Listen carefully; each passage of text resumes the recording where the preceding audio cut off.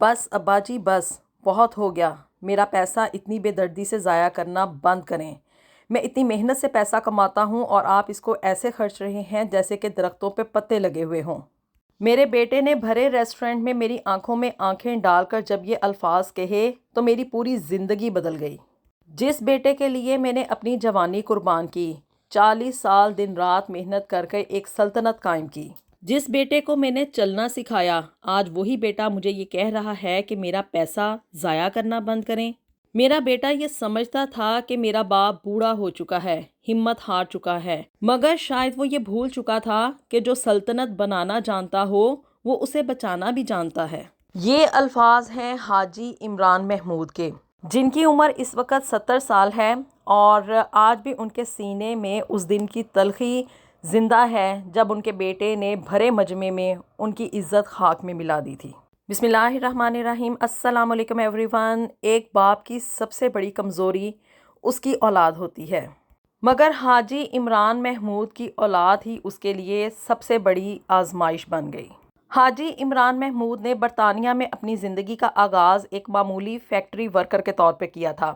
1980 کی دہائی میں جب وہ پاکستان کے ایک چھوٹے سے گاؤں سے لندن میں آئے تو ان کی جیب میں صرف چند پاؤنڈز تھے اور دل میں خواب۔ دن کو یہ فیکٹری میں 14 گھنٹے کام کیا کرتے تھے اور رات کو ٹیکسی چلایا کرتے تھے۔ ان کی مرحومہ بیوی سائمہ ان کے ساتھ ہر مشکل میں کھڑی رہی۔ ان دونوں میاں بیوی نے ایک پاؤنڈ جوڑ کر ایک چھوٹی سی ٹرانسپورٹ کمپنی شروع کی، جو وقت کے ساتھ ساتھ برطانیہ کی کامیاب لاجسٹک کمپنیوں میں شمار ہونے لگی۔ 40 سال کی محنت کے بعد محمود لاجسٹکس کی سالانہ آمدن 50 ملین پاؤنڈ سے تجاوز کر چکی تھی۔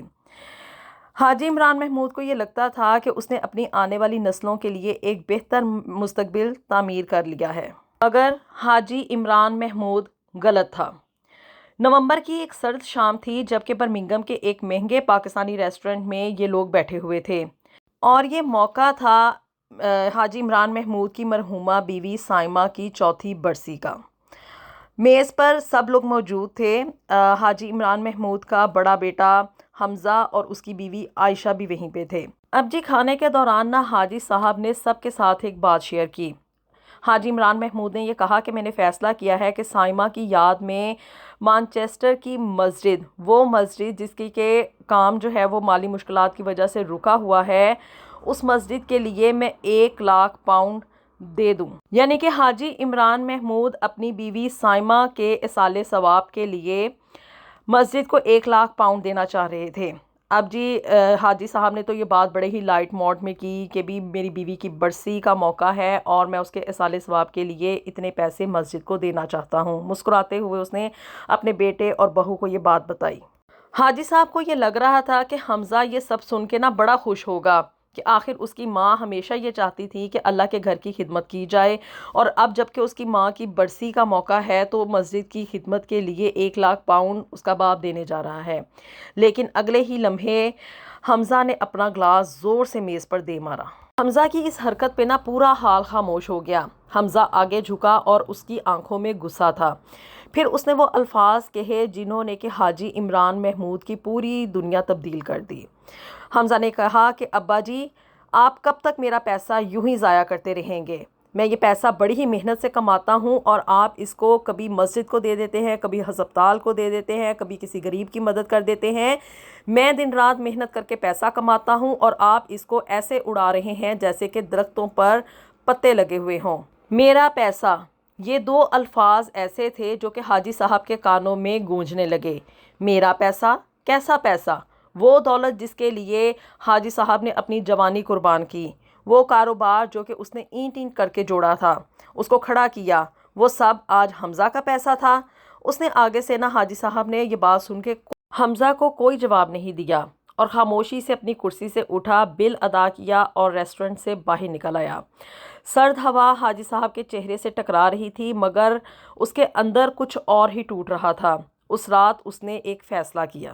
حاجی عمران محمود نے یہ فیصلہ کیا کہ اگر میرے بیٹے حمزہ کو یہ لگتا ہے کہ میں کمزور ہو چکا ہوں تو اب وقت آ گیا ہے کہ میں اسے یاد دلاؤں کہ محمود لاجسٹکس کی بنیاد کس نے رکھی تھی اور اگلی صبح جب حمزہ اپنے شیشے کے دفتر میں بیٹھا مستقبل کے منصوبے بنا رہا تھا، اسے اندازہ بھی نہیں تھا کہ اس کی زندگی کا سب سے بڑا حساب شروع ہو چکا ہے۔ اگلی صبح حاجی صاحب معمول کے مطابق فجر سے پہلے جاگ گئے۔ برمنگھم کے پوش علاقے میں واقع ان کی بڑی کوٹھی خاموش تھی۔ سائمہ کے انتقال کے بعد یہ گھر کبھی گھر جیسا محسوس نہیں ہوا تھا۔ دیواریں وہی تھی، فرنیچر وہی تھا، مگر زندگی کہیں کھو گئی تھی۔ اب جی حاجی صاحب کچن میں گئے، اپنے لیے انہوں نے چائے بنائی اور کھڑکی کے سامنے بیٹھ گئے۔ رات کے یہ الفاظ ابھی بھی حاجی عمران محمود کے ذہن میں گونج رہے تھے، میرا پیسہ۔ حمزہ نے صرف اپنے باپ حاجی عمران محمود کی توہین نہیں کی تھی، بلکہ اس نے اس کی پوری زندگی کی جدوجہد کو اپنا حق سمجھ لیا تھا۔ صبح کوئی تقریباً ابھی 9 بجے کا ہی ٹائم تھا جبکہ دروازے پہ گھنٹی بجی اور حاجی عمران محمود نے دروازہ کھولا۔ سامنے حمزہ اور عائشہ کھڑے تھے۔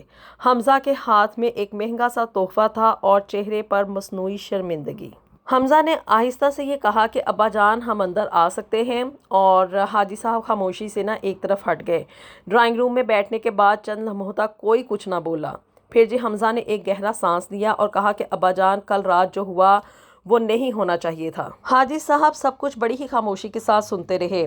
حمزہ نے یہ کہا کہ کاروبار کا بہت دباؤ ہے، بینکوں کے ساتھ معاملات چل رہے ہیں، نئے گوداموں کی خریداری ہو رہی ہے۔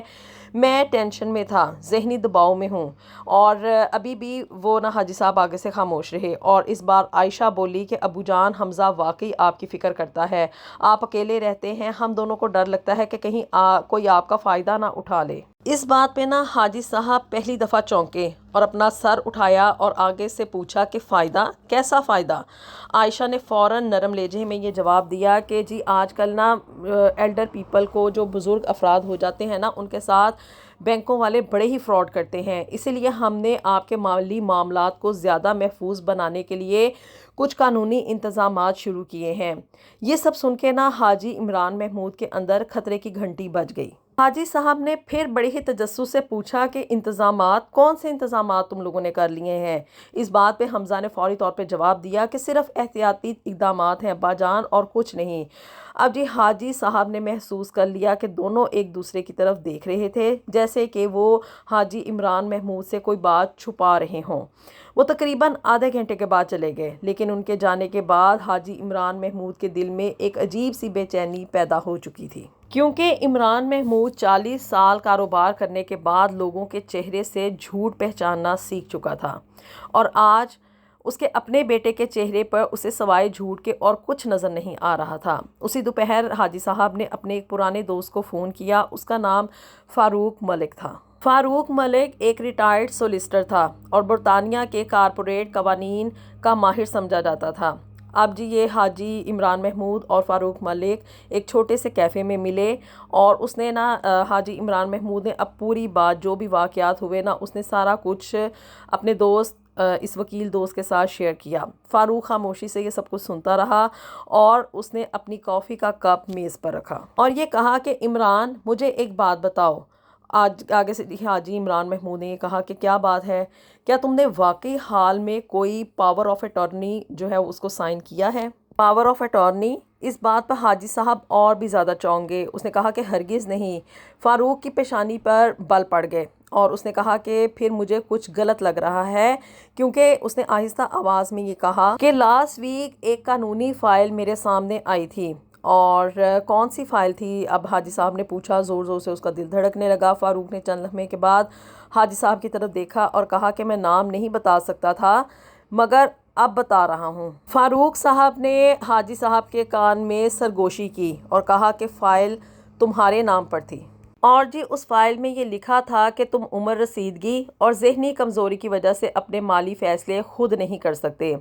یہ سن کر حاجی صاحب کے ہاتھ میز پر جم گئے، اور اس درخواست میں تمہارے بیٹے حمزہ کا نام مجوزہ مالی نگران کے طور پر درج تھا، یعنی کہ تم اپنے سارے معاملات جو ہے وہ حمزہ کے سپرد کر رہے ہو، چونکہ تم ان چیزوں کو خود سے ہینڈل نہیں کر سکتے۔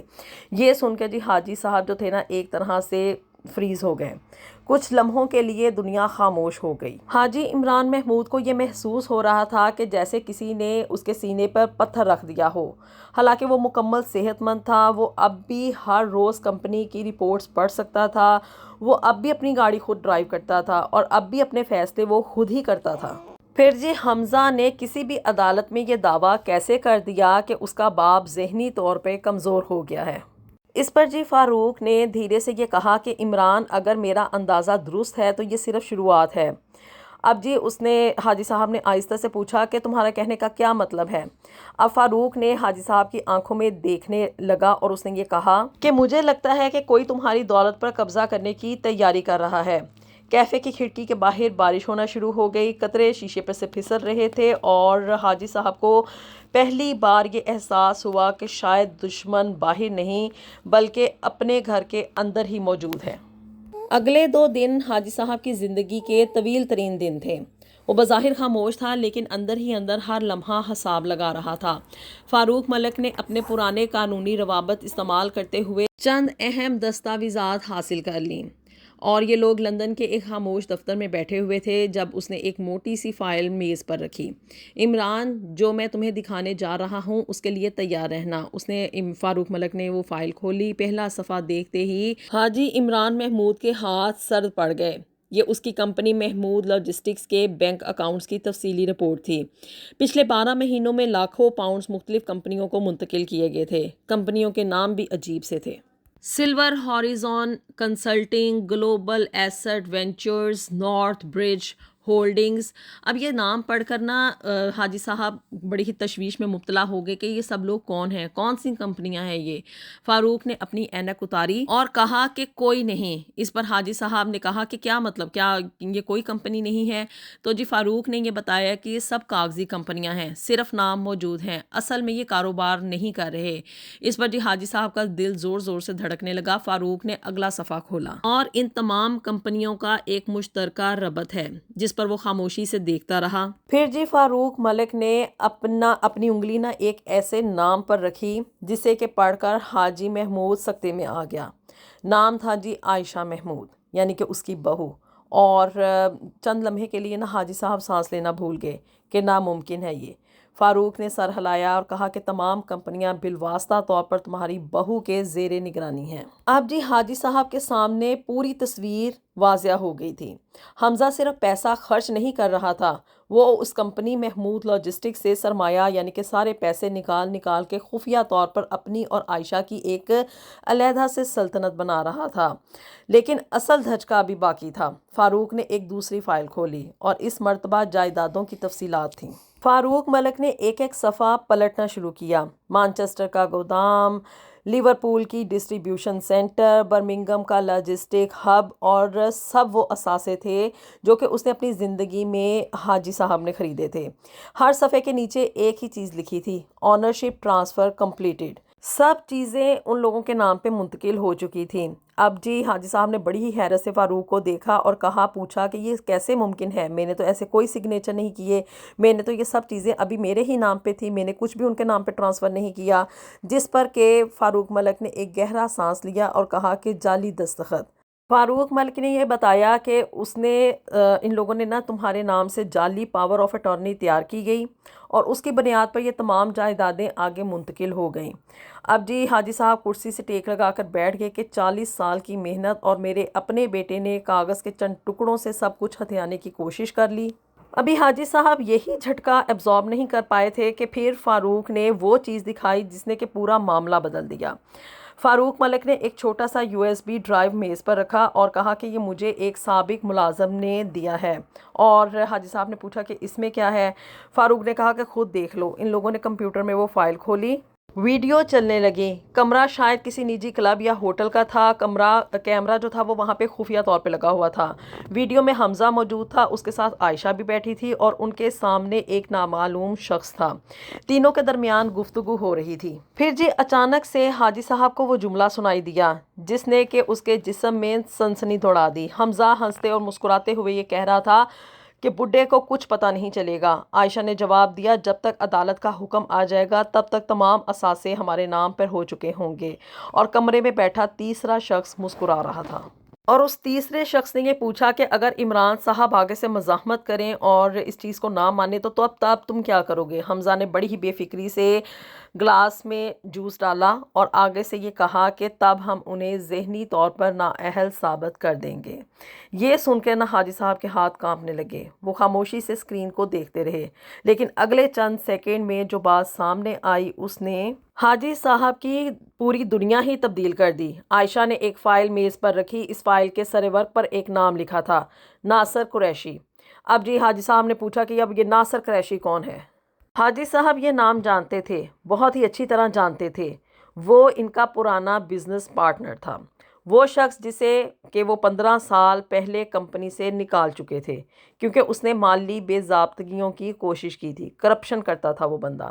فاروق نے ویڈیو روک دی۔ کمرے میں خاموشی چھا گئی اور اب اس نے کہا کہ اب تمہیں سمجھ آئی کہ یہ سب کچھ چل کیا رہا ہے۔ اور حاجی صاحب کی آنکھیں ابھی بھی اسکرین پر جمی ہوئی تھی۔ یہ صرف خاندانی دھوکہ نہیں تھا، یہ ایک منصوبہ بندی کے تحت کی ہوئی ایک پلاننگ تھی، ایک پوری سازش تھی۔ حمزہ، عائشہ اور ناصر قریشی کئی ماہ سے مل کر حاجی عمران محمود کی کمپنی، اس کی جائیدادوں اور اس کی زندگی پر قبضہ کرنے کی تیاری کر رہے تھے۔ لیکن ایک چیز جو کہ ان تینوں کو معلوم نہیں تھی نا، کہ انہوں نے حاجی عمران محمود کو کمزور سمجھنے کی سب سے بڑی غلطی کی تھی، اور اب پہلی بار ان کے خلاف ٹھوس ثبوت موجود تھے، ناقابل تردید ثبوت۔ ساری حقیقت دیکھنے کے بعد حاجی عمران محمود کھڑے ہوئے، اپنے دوست کی طرف دیکھتے ہوئے اس نے کہا کہ اب باری ان کی ہے، اب کھیل ختم ہو چکا ہے، اب ان لوگوں کو میں ایسا سبق سکھاؤں گا جس کا کہ انہوں نے کبھی تصور بھی نہیں کیا ہوگا۔ اب حاجی عمران محمود نے عدالت میں یہ کیس لے کر گیا اور اس نے یہ تمام جتنے بھی ثبوت تھے، اور خاص طور پہ ان کی یہ جو ویڈیو ریکارڈنگ تھی نا، جس میں کہ یہ سب کچھ اپنے منہ سے اس کا اعتراف کر رہے تھے، وہ سب کچھ عدالت کے سامنے پیش کر دیا۔ حمزہ اور عائشہ کو 10 سال کی سزا ہوئی کہ انہوں نے اپنے ہی باپ کے نام پہ کرپشن کی، اس کو دھوکہ دہی دی اور دھوکے سے وہ غلط سائن کر کے پاور آف اٹارنی اپنے نام پہ ٹرانسفر کر کے اس کی جائیدادوں کو وہ خود اپنے نام پر لے کر جا رہے تھے۔ حاجی عمران محمود ویسے تو سب کچھ یہ ایک طرح سے حمزہ کو ہی دے چکا تھا کیونکہ وہ اس کا ایک اکلوتا بیٹا تھا، لیکن جب اس کو پتہ چلا کہ اس کے نام پہ وہ کرپشن کر رہا ہے، اس کی بنائی ہوئی 40 سال کی محنت سے کمپنی کو ختم کر کے اپنے نام پہ اور اپنی بیوی کے نام پہ ٹرانسفر کر رہا ہے، تو یہ سب کچھ حاجی صاحب سے برداشت نہیں ہوا، کیونکہ وہ تو سیدھے طریقے سے یہ سب کچھ جو تھا وہ اپنے بیٹے کو ٹرانسفر کر رہا تھا، لیکن بیٹا آگے سے لالچی نکلا اور اپنی بیوی کے کہنے پر آ کر اس نے اپنے باپ کو نیچا دکھانے کے لیے اپنی ایک علیحدہ سے سلطنت بنا لی، اور یہ چیز حاجی صاحب کے لیے ناقابل قبول تھی۔ کیا آپ کے خیال میں حاجی عمران محمود کا اٹھایا ہوا قدم بالکل ٹھیک تھا؟ اس کو اپنے بیٹے اور بہو کو عدالت میں لے کر جانا چاہیے تھا، یا کہ اس کو صرف یہ معاملہ خاندانی طور پر خود بات کر کے ختم کر دینا چاہیے تھا؟ کیا اس نے اپنے بیٹے اور بہو کو سزا دلوا کر بالکل ٹھیک کیا، یا کہ اس کو سب کچھ خود سے ان لوگوں کے نام ٹرانسفر کر دینا چاہیے تھا؟ حاجی عمران محمود نے یہ فیصلہ کر تو لیا، لیکن اس کے بعد وہ ہر روز جیتا تھا اور ہر روز مرتا تھا۔ وہ کہتا تھا کہ میں نے اپنی سلطنت تو بچا لی، لیکن میں نے اپنا بیٹا ہمیشہ ہمیشہ کے لیے کھو دیا۔ حاجی عمران محمود نے اپنی یہ وصیت بھی لکھوا دی کہ اس کی وفات کے بعد اس کا جتنا بھی پیسہ ہے وہ پاکستان میں غریب غربا کو دے دیا جائے، چیریٹیز کو دے دیا جائے، ہسپتالوں میں بانٹ دیا جائے اور مسجدوں کی تعمیر میں لگا دیا جائے، لیکن اس کے بیٹے اور بہو کو کچھ بھی نہ دیا جائے، کیونکہ اس طرح کے لالچی لوگوں کے لیے اس کی زندگی میں 1 روپیہ بھی نہیں ہے۔ اللہ تعالیٰ ہم سب کے لیے دنیا اور آخرت میں ڈھیر و ڈھیر آسانیاں پیدا فرمائے، اور اللہ تعالیٰ ہم سب کی اولادوں کو ہمارے لیے صدقہ جاریہ بننے کی توفیق عطا فرمائے۔ ملیں گے آپ سے نیکسٹ ویڈیو میں with something new and something very interesting. Until then, اللہ حافظ۔